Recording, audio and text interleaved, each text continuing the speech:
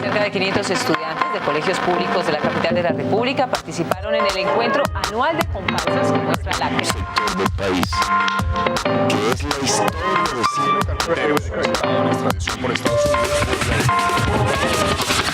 El presidente de la República, Juan Manuel Santos, destacó el impulso que este país europeo ha dado al fondo para el conflicto. Esta visita de Estado que busca reafirmar y consolidar el excelente momento de nuestras relaciones bilaterales. maneras de pensar diferentes a ellos. Gobiernen así.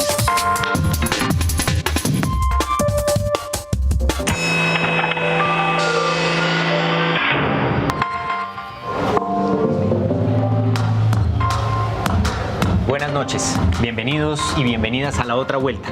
Hoy queremos hablar de un tema polémico, vamos a hablar de drogas, pero no queremos solamente hablar del problema de la adicción, que es como normalmente los programas de opinión hablan sobre este tema.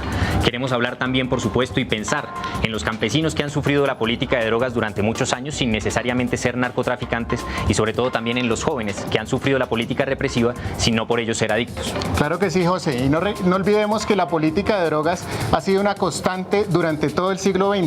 Prohibicionismo, criminalización, militarización. Es necesario que en este siglo XXI, como efectivamente viene sucediendo, entremos a evaluar los resultados para ver si se construye una reforma de política de drogas en clave de derechos humanos. Ese es el tema y no olviden estar interactuando en @laotravuelta.tv.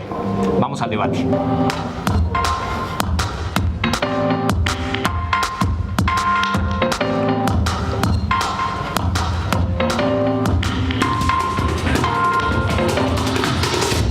Hemos preparado un video con José y con el equipo de producción recurriendo a las voces desde la calle. ¿Qué piensa la gente sobre el tema de las drogas? Si está de acuerdo con la prohibición o está de acuerdo con la legalización en clave de resolver los problemas que allí emergen. Entonces, sin más, vamos a ver el video. Nos pusimos la mejor pinta para hablar de un tema muy controversial en la sociedad, el tema de la droga o las drogas. A ver si realmente existe doble moral, qué piensa la gente, qué no piensa. Quizás con la corbata la gente puede ser más sincera para contarnos si realmente consume drogas o no. ¿Cuál de estas siguientes sustancias? ¿Cuál ha consumido? ¿Café? Sí. ¿Cigarrillo? Sí. ¿Marihuana? No. Aguardiente y café. ¿Café? ¿Café? Sí. ¿Marihuana? No. ¿Y crees que el aguardiente y el café son drogas? No. ¿Cuál debe ser la solución frente al tema de las drogas? ¿Legalizarla o mantener la prohibición? Cuando tú prohíbes, como que te sientes más incitado a hacerlo. Legalizarla. Mantener la prohibición. La prohibición es causa de apertura del apetito. El Estado puede tener más control sobre cómo las personas consumen. Siento que legalizándola no daría ningún bien. Sí siento que hay una doble moral. En este tema de drogas hay además una brecha generacional, es decir, la gente piensa de una manera el problema, pero lo que dice, lo que expresa públicamente, más bien corresponde a otra, una concepción mucho más conservadora. Habría que poner como mayor restricción. Se van a sentir incitados a tomarla. Reduciría el consumo de drogas en el país. Lo grave de este asunto es que más allá de si la gente consume drogas o no, o si es hipócrita o no, el tema es que lo que piensa la gente sobre las drogas determina o autoriza una determinada forma de tratar este problema. Las personas que son conservadoras y que piensan, por ejemplo, o avalan la prohibición, también tienen un pensamiento correspondiente con respecto a las fumigaciones con glifosato. Y eso determina en gran medida lo que pasa en la guerra, lo que pasa con la economía política de nuestro país. José, y la verdad, ¿usted ha consumido alguna vez marihuana? Mamá.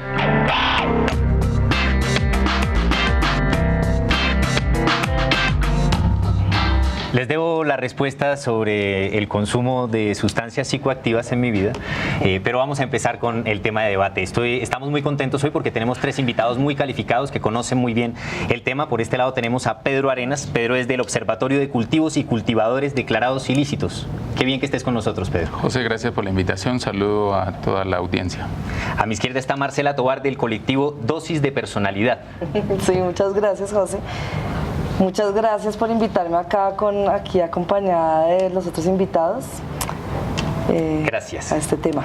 Y bueno, también está con nosotros Eduardo Rodríguez, un invitado ya de Canal Capital habitual en algunos programas, representante a la Cámara por el Centro Democrático. José, gracias y un placer estar acá compartiendo con todos ustedes. Bueno, es un placer estar con ustedes y sin más quisiéramos poner este tema en situación.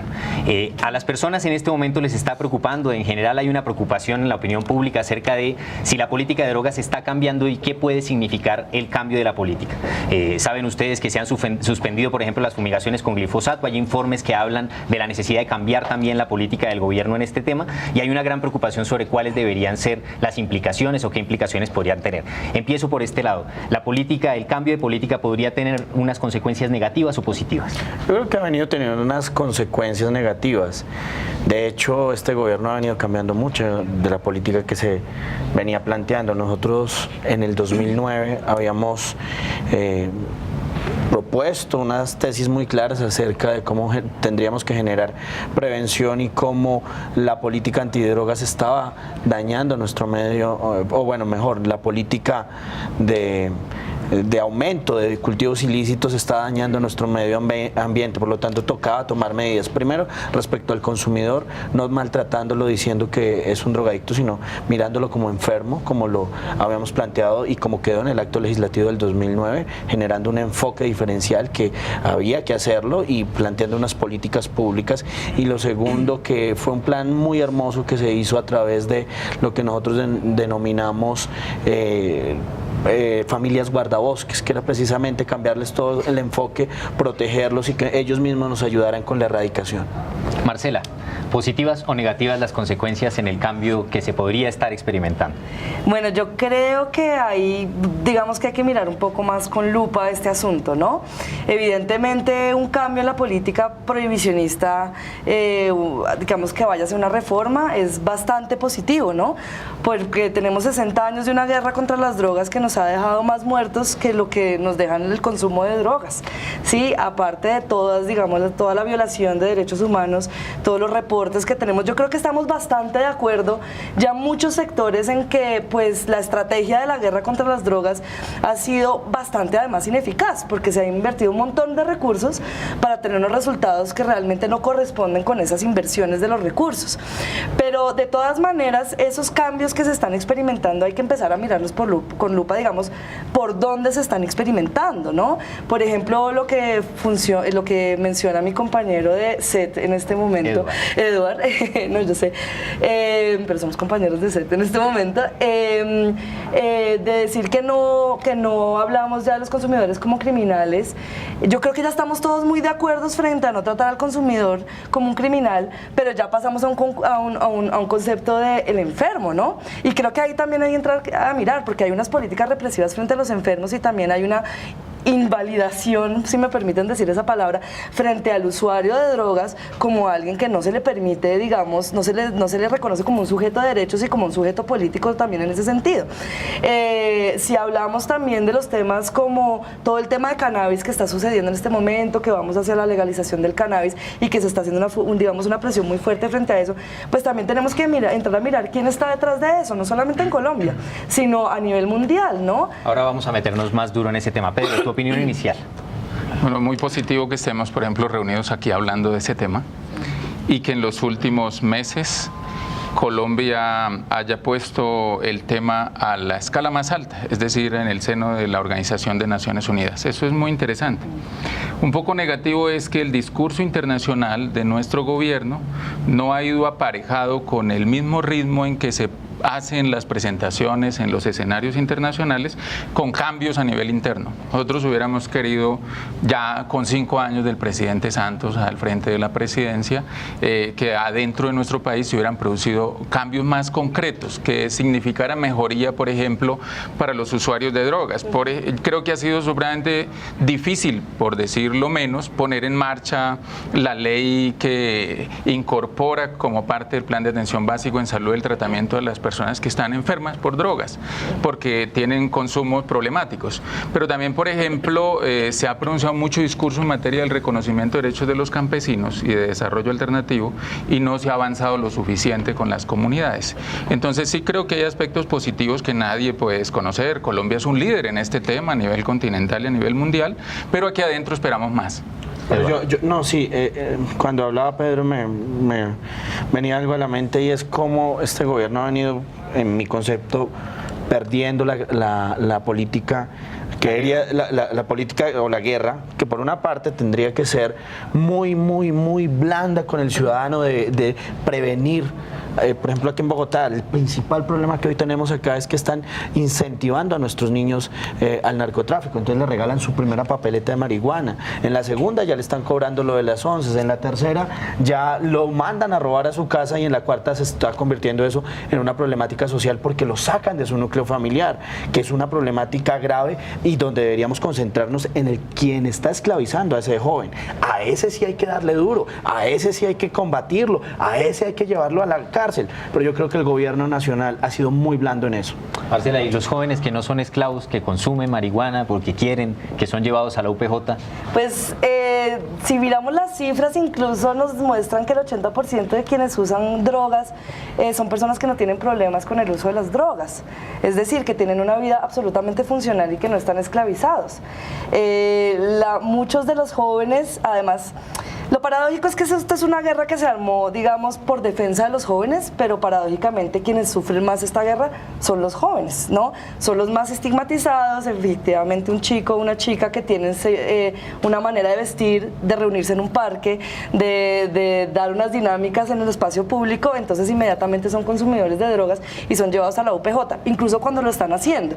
Sí, entonces tenemos unas políticas absolutamente represivas que se supone que deberían ser con quienes están, digamos, llevando a cabo los mercados, que también había, y también tendríamos que entrar a mirar quiénes son en esas cadenas, digamos, quiénes son los más poderosos, pero de todas maneras digamos, la fuerza del Estado siempre recae sobre los más débiles, en este caso los pelados, que son quienes toman una decisión libre que no es esclavizante. O sea, no necesariamente un chico que toma la decisión de consumir una sustancia lo hace porque le dice el señor el dealer, sino porque quiere buscar estados alterados de conciencia, así como quiere tener relaciones sexuales y quiere buscar cómo es que es el placer, cómo es eso del placer, ¿no? Bueno, ahora vamos a hablar un poco más sobre las consecuencias de este tema y quién sufre y quién se ve beneficiado. Vamos a ir en este momento a una pausa y ya regresamos con La Revuelta.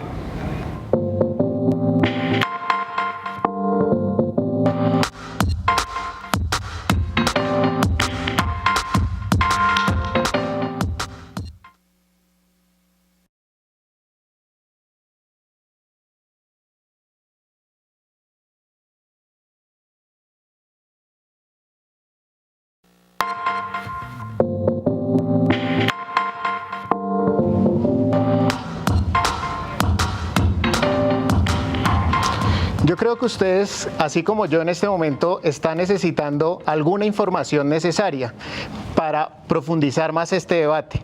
Para eso producimos un video con Alena Caicedo, quien es la investigadora de este programa La Otra Vuelta, con la ayuda de Juan Ballestas, un activista en el tema de política de drogas. En 1971, el presidente de Estados Unidos, Richard Nixon, le declara la guerra a las drogas. Ladies and gentlemen, I would like to summarize for you the meeting that I have just had with bipartisan leaders. America's public enemy number one in the United States is drug abuse. La efectividad de los discursos en los que se ha justificado el prohibicionismo han logrado invisibilizar los intereses políticos y económicos concretos que se esconden detrás, dejando ausentes de la política de drogas a la investigación científica y al reconocimiento de los usos ancestrales. Los estereotipos han contribuido a reforzar la confusión y a ignorar las reales dimensiones psicológicas, sociales, políticas y económicas de las sustancias y sus usos. Tomemos 3 ejemplos. La guerra del opio entre China y potencias europeas fue en realidad una pelea por el control del mercado que afectaba a los intereses europeos. Prohibición de la marihuana en Estados Unidos a inicios del siglo XX se ambientó con propaganda contra la inmigración mexicana y sus hábitos, según ellos, poco civilizados.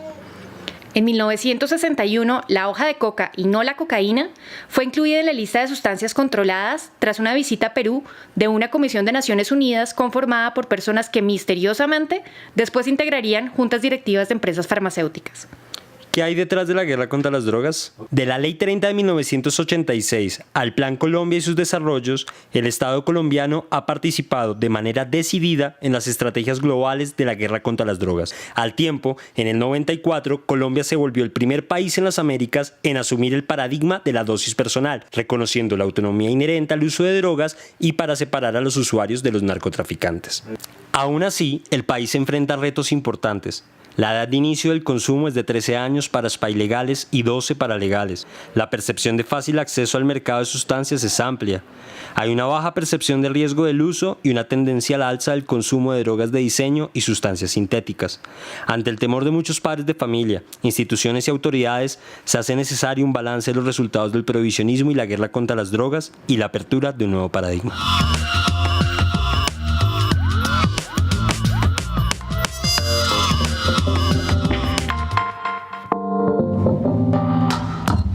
Perfecto, estamos de nuevo aquí en La Otra Vuelta. Pedro, la política de drogas se ha argumentado en Colombia, ese gran gasto de dinero se ha argumentado como una necesidad para impedir que los grupos armados se financien de las drogas y también como una necesidad para impedir que los jóvenes, que las personas se vuelvan adictas y bueno, que nuestra sociedad entre en un estado deplorable. ¿Quiénes realmente sufren con la política de drogas? Bueno, pues nosotros estamos estudiando desde hace ya varios años la situación de los pobladores rurales de nuestro país. En el caso de la persecución de la oferta de drogas, de la reducción de oferta de drogas, todo el peso de la ley y el andamiaje de las fuerzas de seguridad ha recaído sobre indígenas, campesinos y afrodescendientes, que son los que están allá en las zonas donde se cultivan las plantas de coca, amapola o marihuana.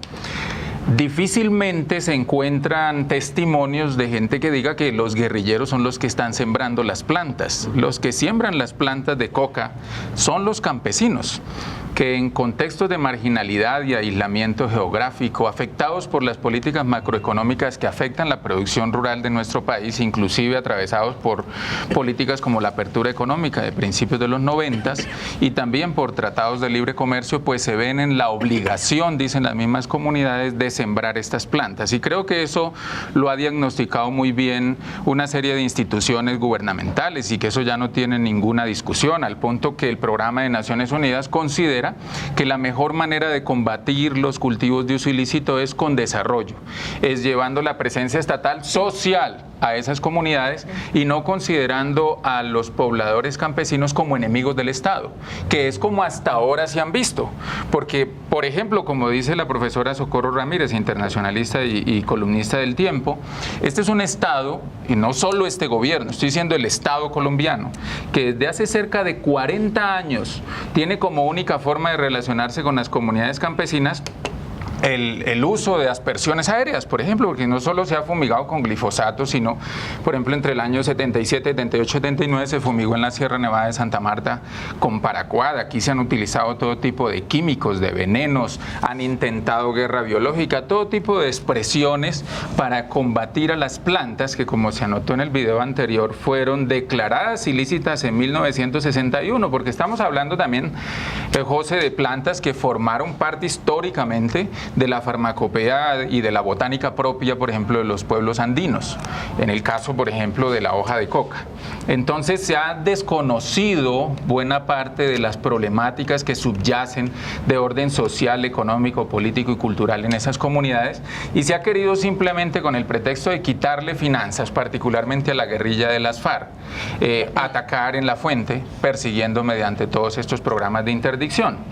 Y probablemente cuando las estadísticas muestran una reducción en el número de hectáreas cultivadas, pues los diseñadores de estas políticas salen y aplauden y piden más dinero para más helicópteros, para más avionetas, para más bases antidrogas, para llenar todo el país de este tipo de operaciones. Pero curiosamente, cada tanto salen reportes internacionales que dicen que los cultivos crecen. Cuando crecen los cultivos, entonces aparecen los mismos diseñadores de estas políticas interdictivas y represivas a decir, caramba, tenemos que antes hacer más de lo mismo que ya hemos estado haciendo. Es un círculo vicioso todo esto que se ha hecho durante los últimos años. Y permítanme una cosa a propósito de lo del bloque anterior.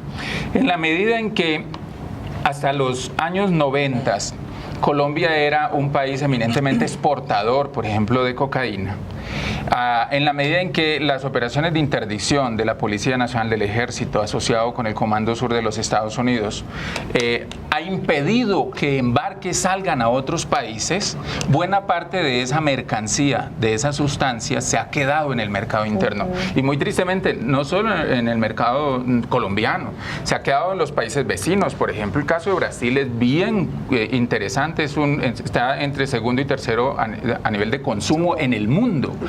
Y los otros países del Cono Sur también han entrado fuertemente en el consumo. Entonces, ¿hasta qué punto uno podría pensar que tiene lógica seguir haciendo más de eso que hasta ahora vemos que no tiene ningún resultado? Eduardo, si la política es, según lo plantea Pedro, tan ineficiente, pero además de ineficiente, tan dañina, entonces, ¿por qué usted considera que en cambio el presidente debería mantener esa guerra contra las drogas? No, mire, es que yo lo digo que es contra resultados, que uno no se puede poner con apasionamiento, sino mirar las cosas objetivamente. Mire, el año pasado incrementó en 39%, lo que significa es que no ha existido una política eficaz para combatir las drogas.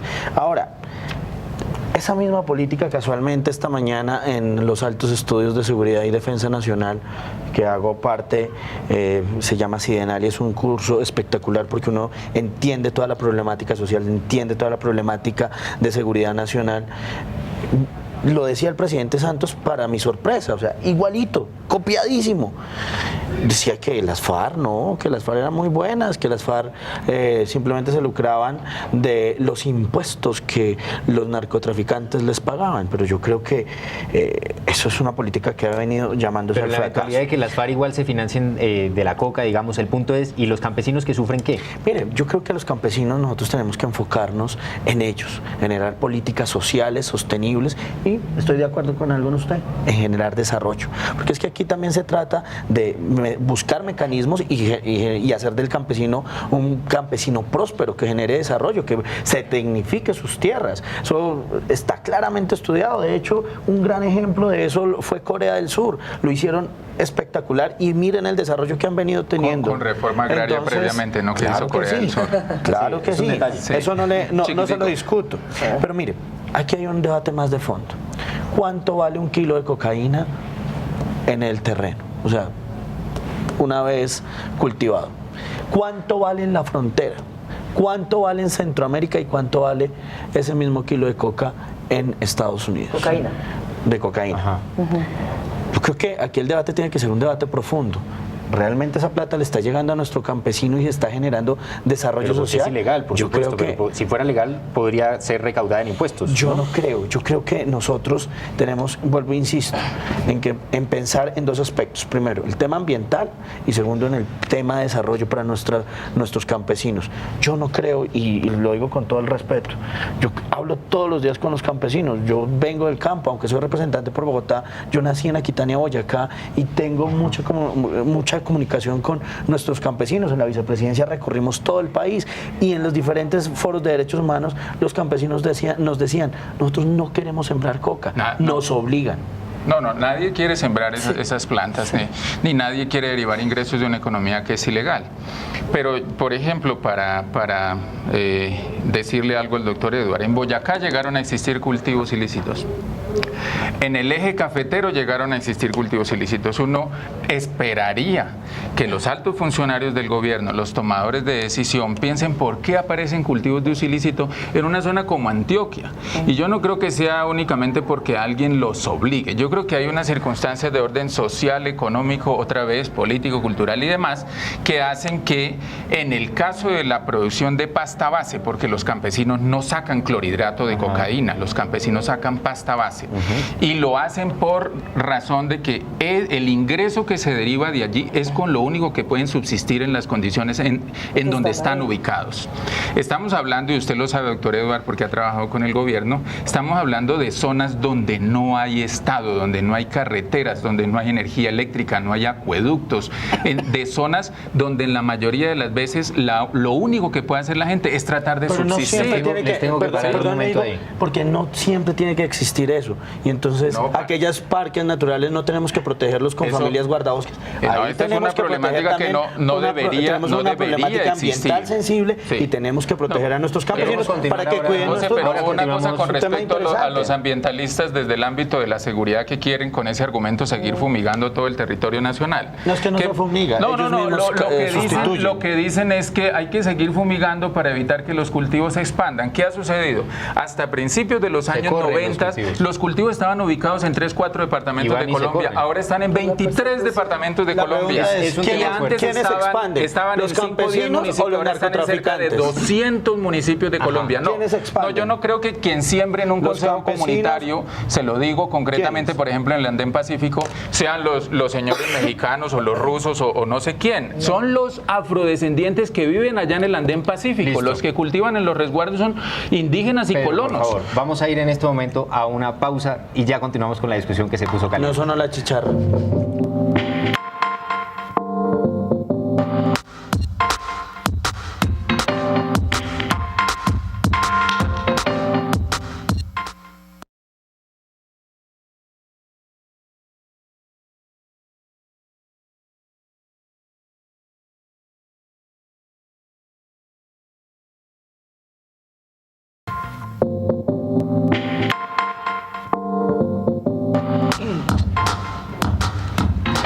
Regresamos aquí a la otra vuelta, el debate se está poniendo muy bueno, pero yo quisiera que exploráramos un poquito más el tema del consumo, que es también una cara importante de este problema con Marcela.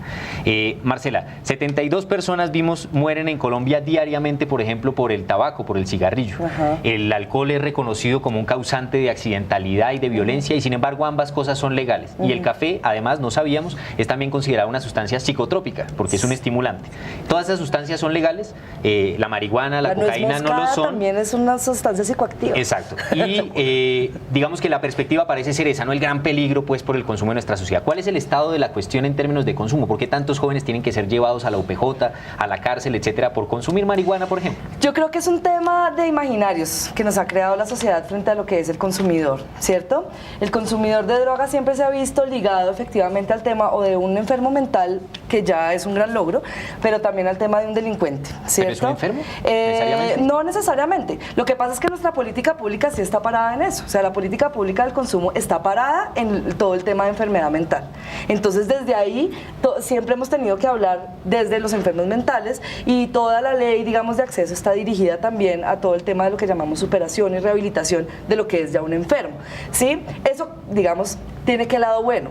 Si a mí me para la policía, y les doy el dato a los chicos que estén viendo acá, con cierta dosis superior a la dosis personal. ¿Cuál es la dosis personal? La dosis personal de marihuana son 20 gramos, que durante el gobierno de Uribe se prohibió la dosis personal, pero digamos que no es ilegal, ¿cierto? No se le dio besos de ilegalidad, sino que se prohibió.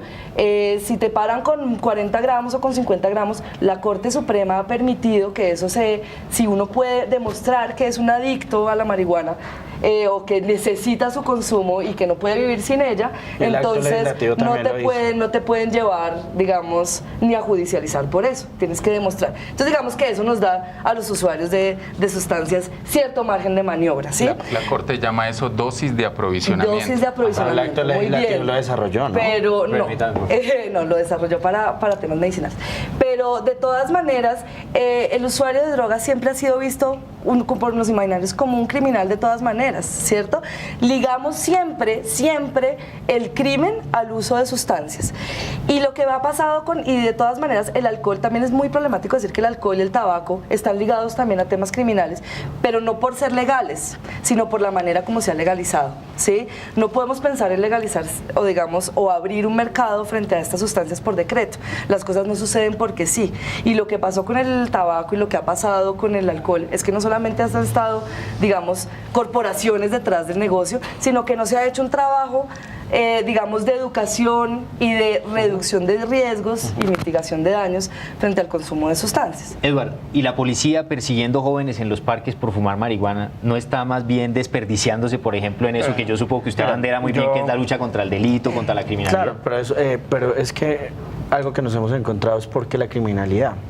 algo que hizo mi UTL profundizando en el tema y buscando soluciones, encontramos que hoy no hay una política de prevención del delito, que en Bogotá no existen, en las capitales no existen, en los departamentos no existen, y yo creo que nosotros tenemos que avanzar hacia una nueva generación donde protejamos a nuestros adolescentes, donde aquel que quiera consumir tenga también una comunicación y donde nuestros mismos policías se conviertan en los amigos de aquellos adolescentes, ojalá ya capacitados, ojalá ya psicólogos, sociólogos, personas que ayuden a enfrentar de una forma diferente Pero este tipo eso tiene que ver también con las cifras. Es que es como también tenemos la policía.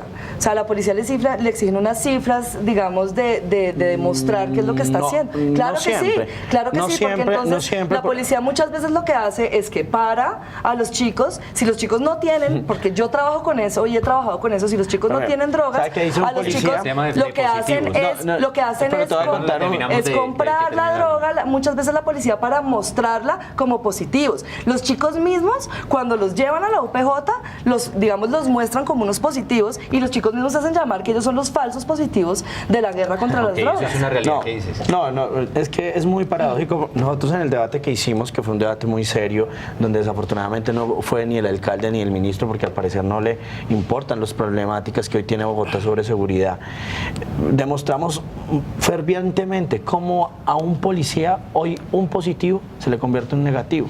Y les voy a explicar por qué. Resulta que coge al ladrón, lo atrapa, lo lleva a la UPJ. Para llevarlo a la UPJ le toca pagar de su bolsillo el taxi o el bus. Si lo cogió a las 11 de la mañana, llega a la UPJ a las 12, entonces le toca ya invitarlo a almorzar, porque si no, el defensor del pueblo, o la Defensoría del Pueblo, lo primero que le va a preguntar es, oiga, ¿y usted ya almorzó? Si le dicen no, entonces le compulsan copias ante control interno disciplinario y terminan socializándolo. Resulta que estos policías usualmente tienen sus turnos y salen 2 de la tarde. Le toca esperarse hasta las 6, 7, 8 de la noche y el juez de control de garantías le dice, aquí no hay absolutamente nada, se puede ir para la casa. ¿Cuál es el problema? Que se le está convirtiendo a estos mismos policías, se les está viniendo toda la delincuencia. No estoy hablando de personas de consumo, y en eso yo quiero ser claro, y es que aquellos policías que cogen un cargamento de marihuana y que lo reparten y que van judicializando a los muchachos solamente para obtener permisos, es inviable y no lo justificamos de ninguna forma. Pero eso es lo de que vista. la mayoría pasa. Si uno mira la bitácora de la UPJ, dicen alto grado de excitación. Y además ustedes desde la alcaldía deberían de haber denunciado eso. Me parece gravísimo. Se ha denunciado. Me parece gravísimo. Pero yo quiero que tú me contestes una cosa. El tema, sí, pero decirle algo antes con respecto a lo que ellos dos estaban comentando. Mire, la Policía Nacional está haciendo su trabajo en lo que le compete, que es realizar capturas. La política está diseñada de esa manera. Exacto. Y la Fiscalía General y los jueces de garantías y todo el resto del sistema que llegan allí a intervenir en el proceso, digamos que son otras instancias sobre las que yo particularmente tengo muchísimas críticas. Y les digo por qué la policía está haciendo su trabajo. Mire, el año antepasado la policía capturó cerca de 91.000 personas en Colombia por delitos de drogas. Sí.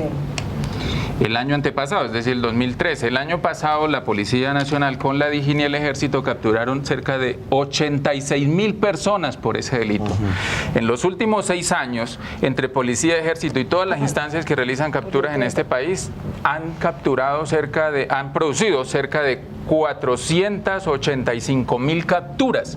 Eso es más que el 1% del total de la población colombiana por drogas. Y en Bogotá, termino diciendo simplemente, muchas de esas capturas son por sustancias que no representan peligrosidad para la sociedad. Por ejemplo, ustedes andan muy desjuiciados. Permítame que yo quiero hacer una pregunta, pero háganme el favor. No, pero mira, yo quiero hacerte una pregunta. Le estoy diciendo capturas. Aguanta. Un dato. El 73% de los chicos en el sistema de responsabilidad penal adolescente están por ley 30. También. Yo quiero que les dé un dato aún más contundente.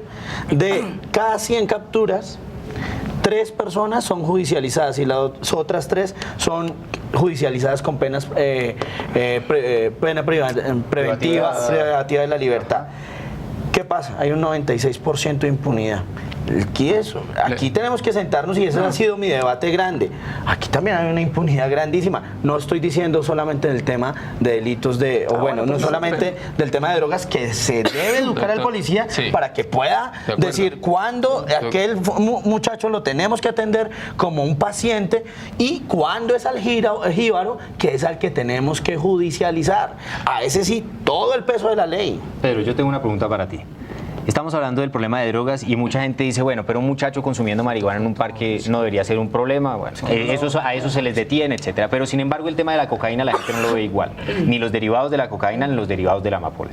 Marcela, por ejemplo, habla de una defensa, digamos, del ejercicio de la libertad frente a esas drogas, pero la verdad es que hay una preocupación que yo considero legítima sobre el consumo, por ejemplo, de cocaína o de derivados que se ha demostrado también son altamente adictivos, altamente problemáticos. ¿Cómo hacemos en un país en donde lo que más se produce es cocaína, que exporta cocaína y que efectivamente eso puede causar un problema? Es decir, ¿cuál es la solución frente a ese problema? Y yo comparto esa preocupación. Agréguele también a eso las drogas duras, las llamadas sustancias de diseño, las drogas de laboratorio, que en su gran mayoría no son producidas en Colombia. Son introducidas desde otros mercados, desde Europa. China, por ejemplo, es el campeón mundial de las drogas de diseño en este momento y eso está invadiendo los mercados no solo de Colombia, también de Estados Unidos, de Centroamérica, de toda Suramérica. ¿Te preocupa, pero cuál es la solución? Colombia tiene que discutir necesariamente sobre una cosa que es casi que es exclusiva de Colombia, que es la relación coca-cocaína. Eso es una realidad que es distinta de la de Bolivia, es distinta de la de Perú y es distinta de la de otros países. Está sonando la chicharra. ¿Qué es lo que quiere decir Javier que está desesperado? Estoy desesperado realmente. Yo creo que hay algo de lo que no se ha hablado. Y es que en el tema de drogas, creo yo, pagan justos por pecadores. Es decir, a quienes más se les persigue es al consumidor, al usuario y al campesino que la siembra. Pero la realidad es que no se ha dicho, por ejemplo, cuál es la relación que tiene el narcotráfico con la política de vivienda, con las construcciones, pero también con el sistema financiero. O sea, hay muchas verdades, yo creo, que no se han dicho. Y lo otro tiene que ver con que pagan justos por pecadores en el tema de la producción concretamente. Yo creo que se ha criminalizado y se ha metido en un gran paquete todas las sustancias. Y se habla de la coca, la marihuana y la amapola como si fueran malas, y realmente no son malas. Tienen mucho poder. Por ejemplo, el tema de la coca tiene poderes alimenticios, y para eso quiero hacer un aporte clave que hicimos también con el equipo de investigación. Fuimos a hablar con Fabiola Piñacue de una industria de coca indígena. Veamos el video para ver si les aporta al debate. Gracias por invitar y gracias por acceder a tomar un té de coca. La hoja de coca es nuestra hermana. Nosotros consideramos que hay un hombre agresivo que quiere exterminar a otro ser vivo de este planeta. La hoja de coca por miles de años ha sido símbolo de los pueblos indígenas. No entendemos hoy cómo la quieren exterminar, pero sin duda alguna hay otros intereses oscuros a nuestro caminar, a nuestro pensamiento. Por tal motivo, hace más de 20 años nosotros le hemos propuesto al país y a las autoridades para que miren las propuestas que nacen de las comunidades. Le hemos dicho al país como alternativa que la hoja de coca es un potencial económico, medicinal, nutritivo. Hagamos porque la paz nazca de las iniciativas y de las propuestas de nuestra gente, de nuestras comunidades. No la pongamos en otros contenidos ajenos a nuestro conocimiento. La hoja de coca se debe entender en su estado natural y así en su estado natural se debe de consumir.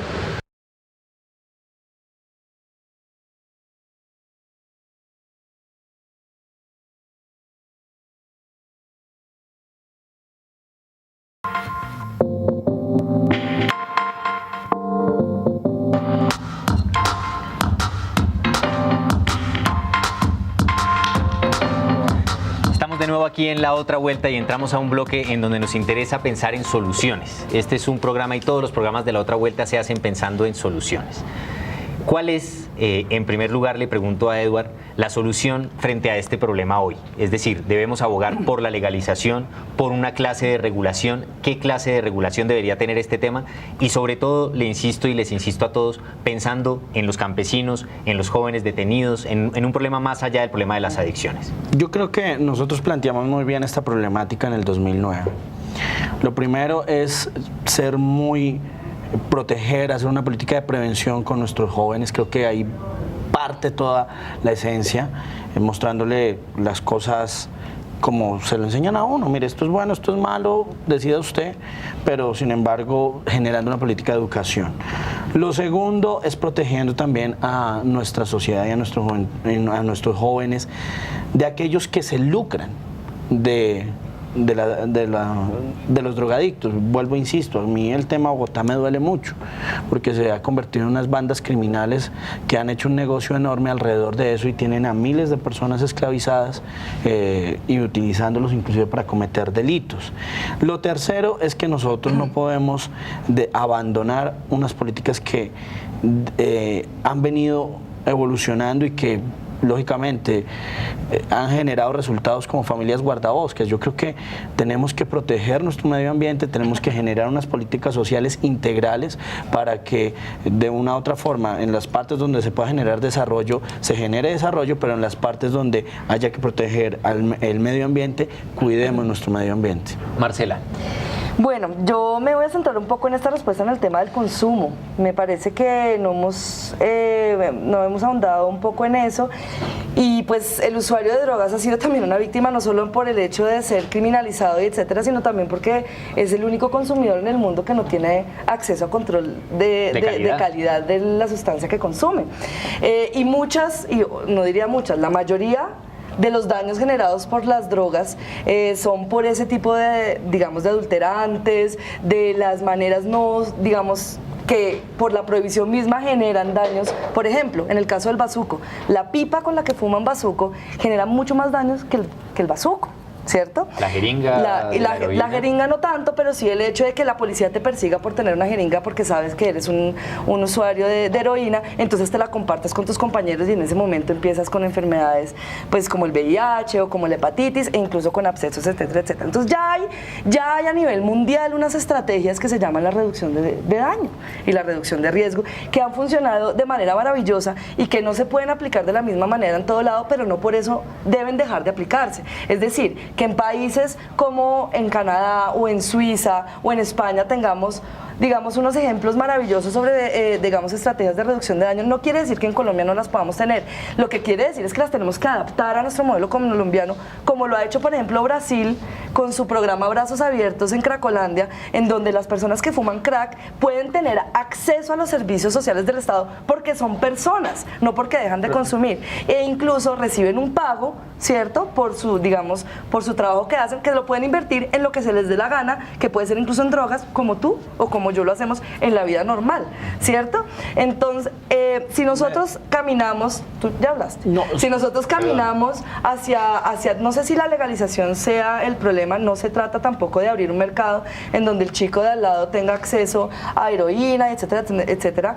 Tenemos que ver también, ahí sí, cómo es la vuelta, dónde es que estamos parados, cuáles son los modelos que se han abierto, cuál es el modelo de Estados Unidos, por ejemplo, en este momento con el cannabis, que está parado en el Ministerio de Hacienda, cuál es el modelo de Uruguay en este momento con el cannabis, que está parado en el Ministerio de Agricultura.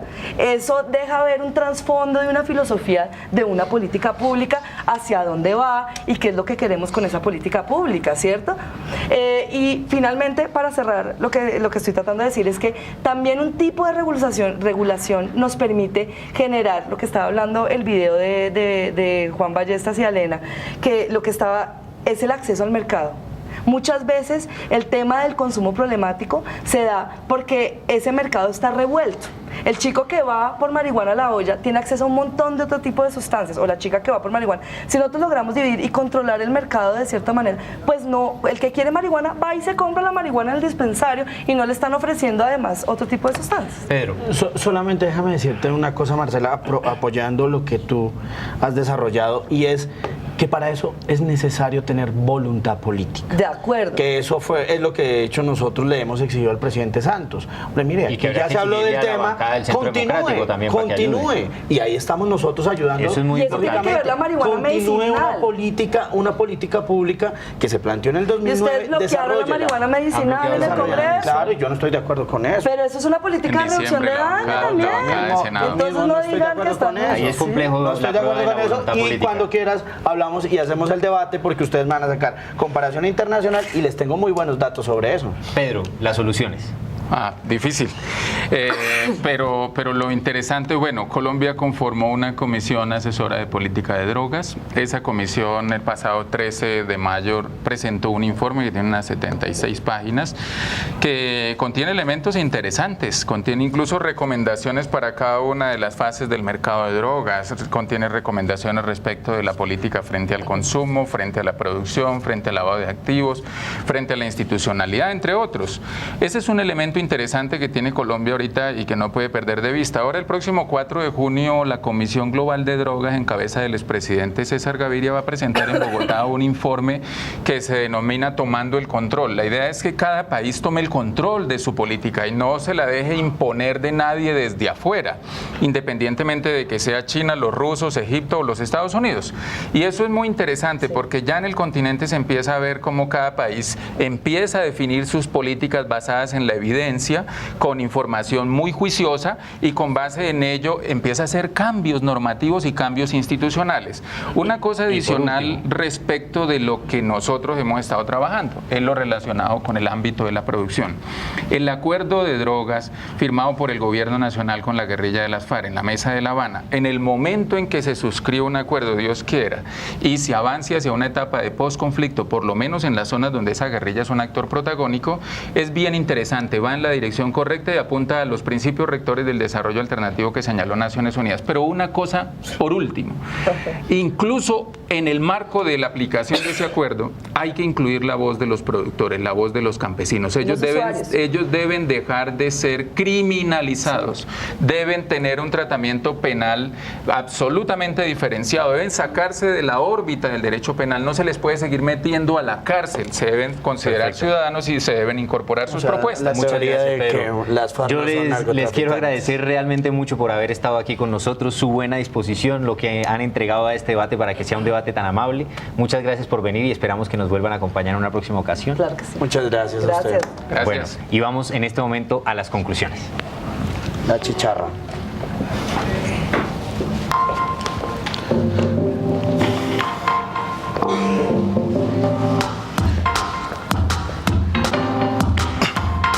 Bueno, José, el debate estuvo realmente muy bueno. Yo quiero plantear dos conclusiones. La primera es que pasé un delicioso debate mambiando coca. Estuvo delicioso. Y la segunda conclusión es que tal vez estamos dando una chiva en este programa. Y es que un representante del Centro Democrático está planteando que está a favor de una reforma de política de drogas en clave de reducción del daño. Eso es importante. Yo creo que a mí el debate me dejó como conclusión el hecho de que hoy en día la política sigue muy amarrada a una concepción peligrosista vinculada con el problema del conflicto. Así, el problema de la producción de drogas alimenta o no la posibilidad de la guerra, a los actores armados, a las guerrillas, etcétera. Pero que cuando vamos al problema del consumo, al reconocimiento de los daños, hay una perspectiva mucho más liberal que va a terminar imponiéndose si en el país hay paz. Y eso creo que es una esperanza para quienes hoy en día sufren de una política represiva que daña sus vidas mucho más que lo hacen probablemente muchas drogas. Una otra conclusión que yo creo que está en el escenario es que es necesario vincular a productores, a campesinos, a indígenas, a afro, pero también a usuarios, a la ciudadanía en este debate de la reforma de política de drogas. Es clave el planteamiento que hace Pedro Arenas de trabajar por despenalizar al cultivador de hoja de coca. Las cárceles también están llenas de hombres y de mujeres que están por este tema. Y quiero plantearle un recomendado, José. Bámbara Banda, la canción se llama Los Narcos, viene desde el sur, desde Pasto. Vamos a escuchar este tema y pues veámonos la próxima semana a la misma hora, a las 9 de la noche, y no olvide interactuar en @laotravuelta.tv. Contra la hipocresía, por supuesto. Bámbara Banda. Vamos a escuchar un poco. Vamos adelante. ¡Y llegaron los narcos!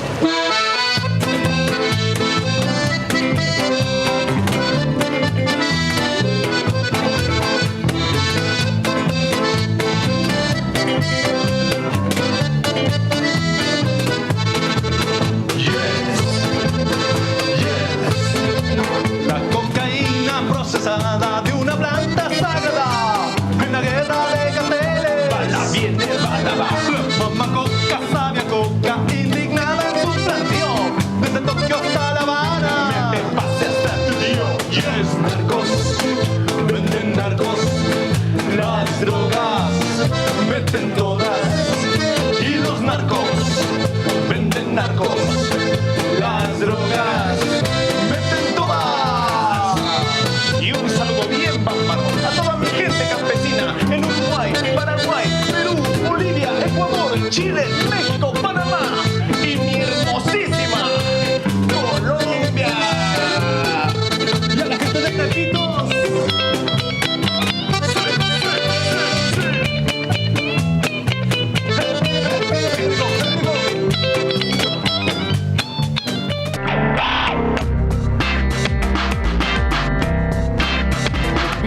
estar interactuando en @laotravuelta TV. Vamos al debate.